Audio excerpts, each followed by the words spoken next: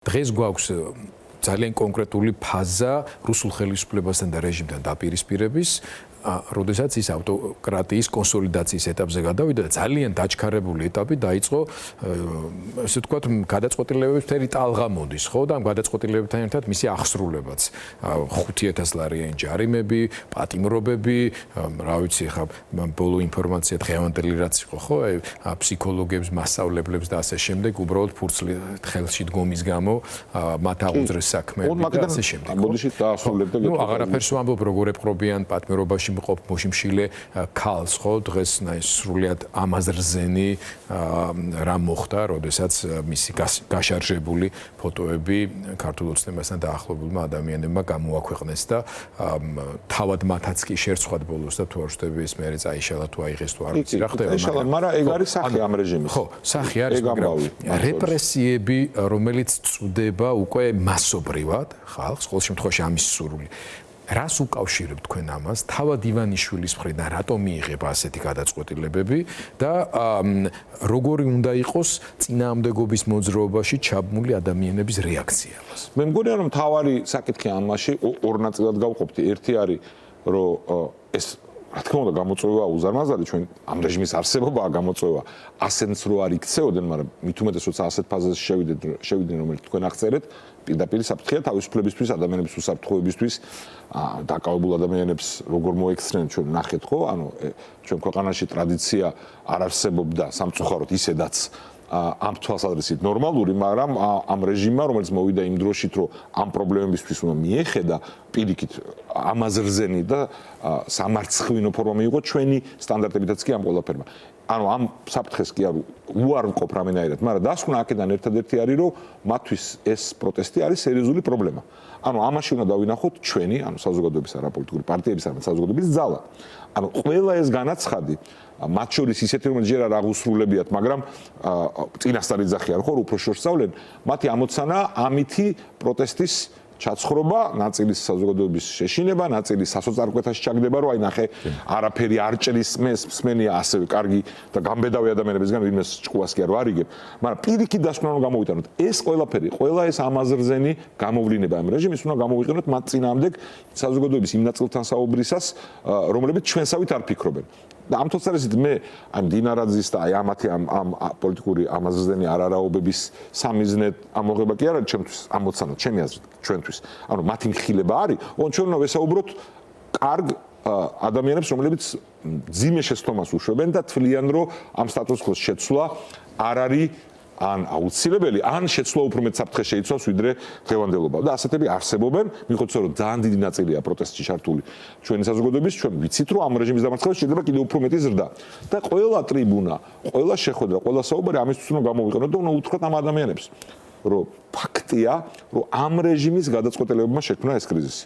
და ამისთვის აი ის საკითხები, რომელზეც ვერ ვთანხმდებით და რომლებიც არ იზიარებენ, მაგალითად ჩემ და გავრისკავ და ვიტყვი თქვენ შეხედულებას, რომ ეს არჩევნები არ იყო თავისუფალი და სამართლიანი, ხო?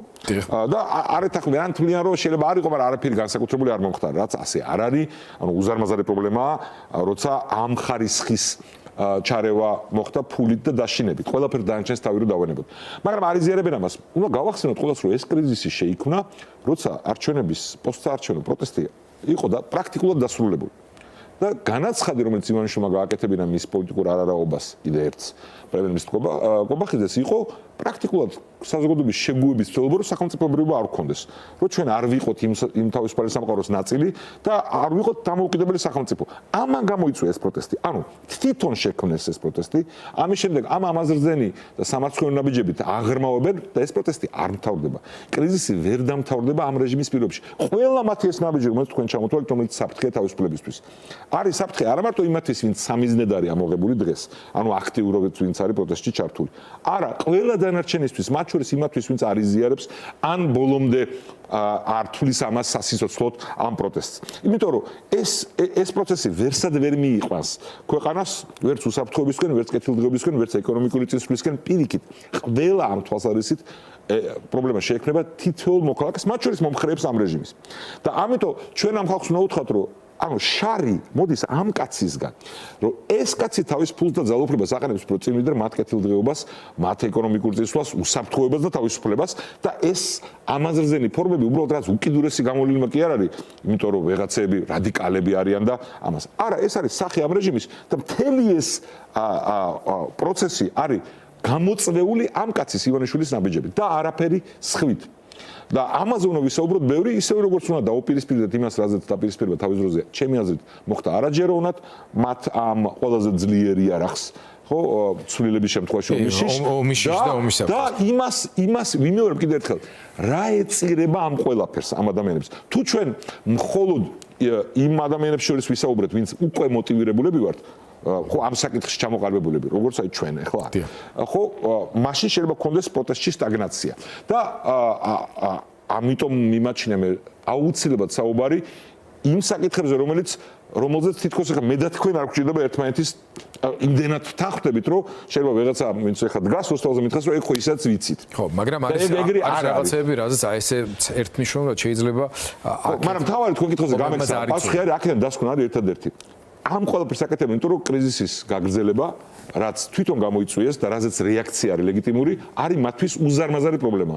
მე იმ უკიდურესობაში არ გადავარდები, რაშიც მე თვითონ გავაკრიტიკეს, ხვები რომ აი უკვე აი აგონია და მთავრდება, როცა ეს მოხდება, ამას დავინახავთ, არ დაიმალება.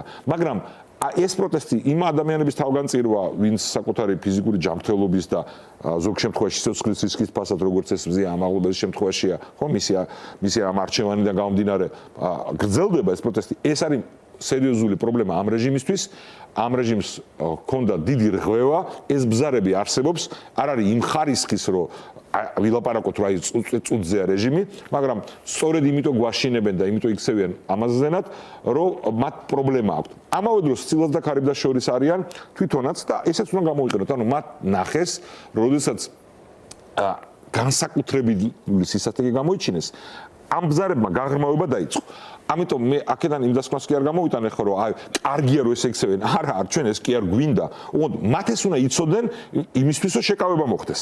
მაგრამ თავარია ჩვენ მხრიდან ამ რწმენით გაგრძელება ამ პროტესტის და მეტი მოქალაქის ჩართვა. აი ამ ჩართვისთვის საჭიროა ის, სადაც ვილაპარაკეთ იქამდე პოლიტიკური პარტიებისგან.